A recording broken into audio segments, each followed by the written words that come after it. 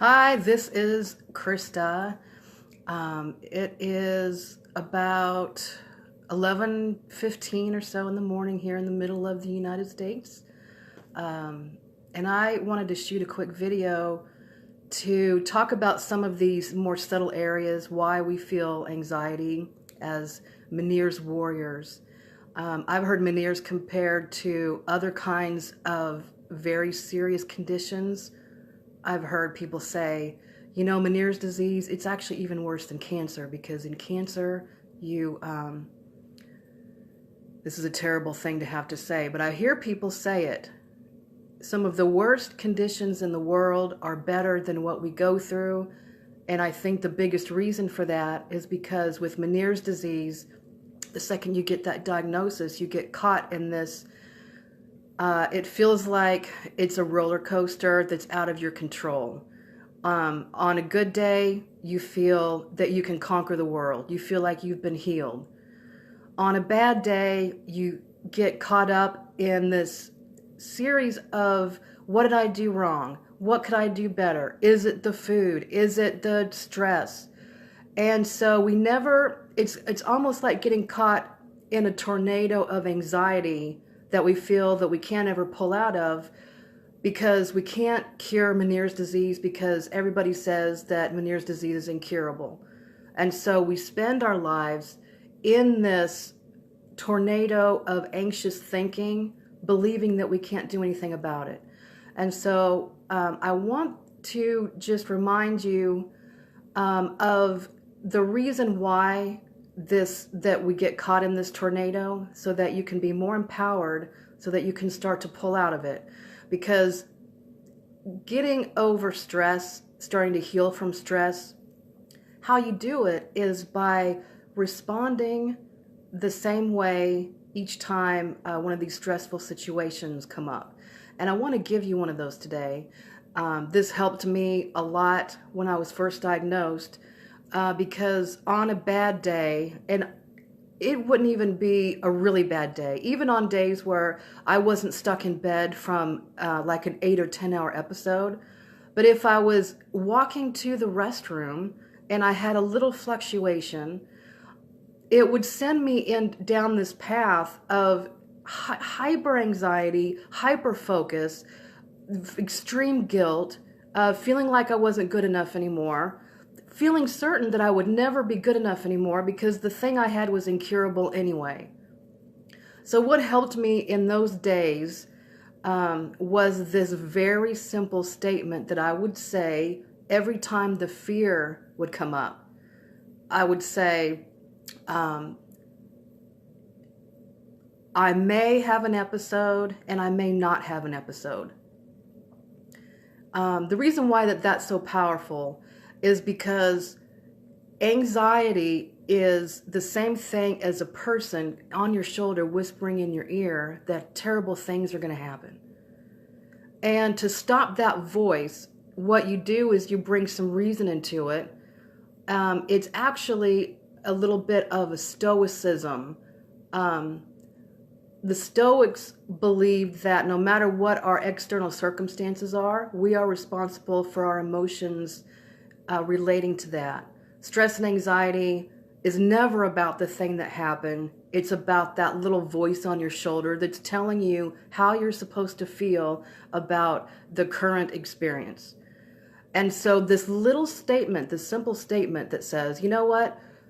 I just had this awful fear, and now I feel like it's difficult to even leave the house or talk to people.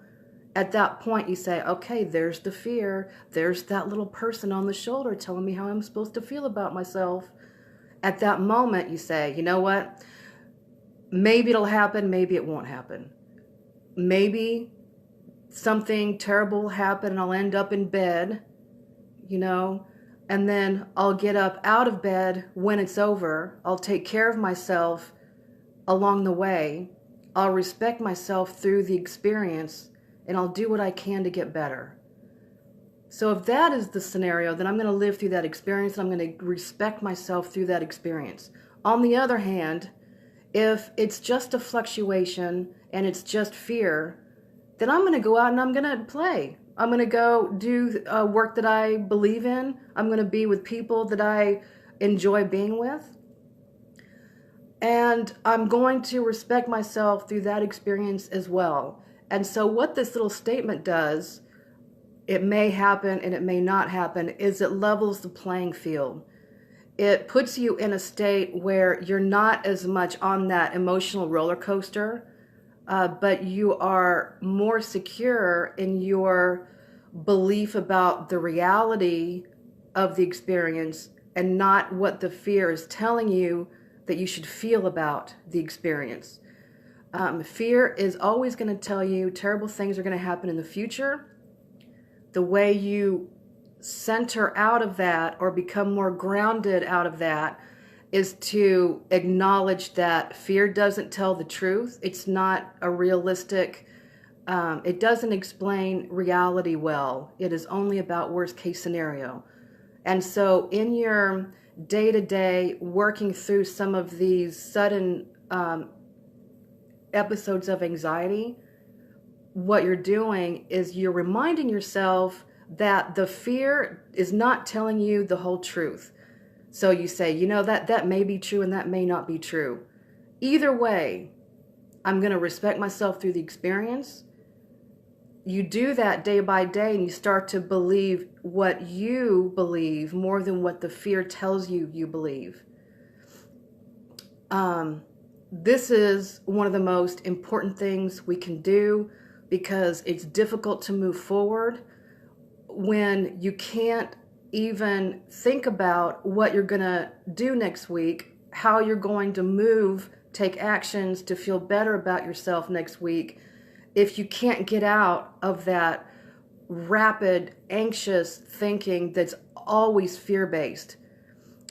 So maybe the thing will happen, maybe it won't happen. You're going to respect yourself either way. You're going to go through your days. You're going to do your mental checklist.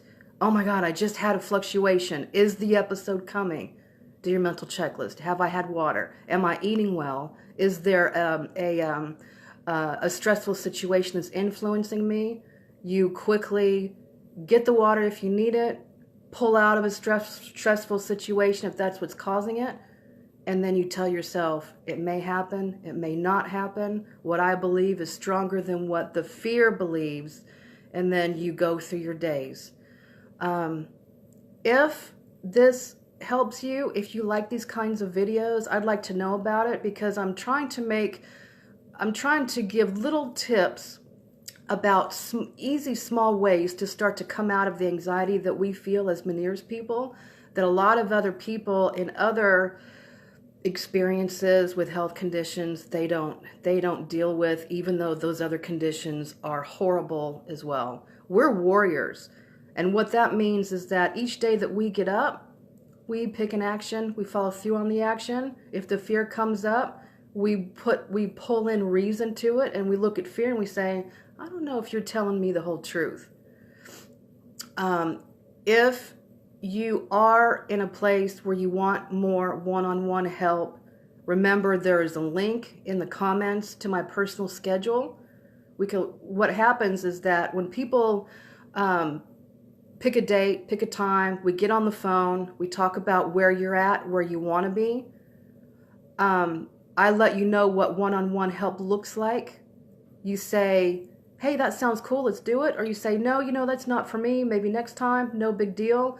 Either way, you get some feedback from the outside world in talking to another person about where you're at. So just know that's available to you. Link is in the comments. If you like this kind of thing and you feel that somebody else would benefit from it, share it, like it, give me some loving, tell me how you're doing, and I'll see you on the next round.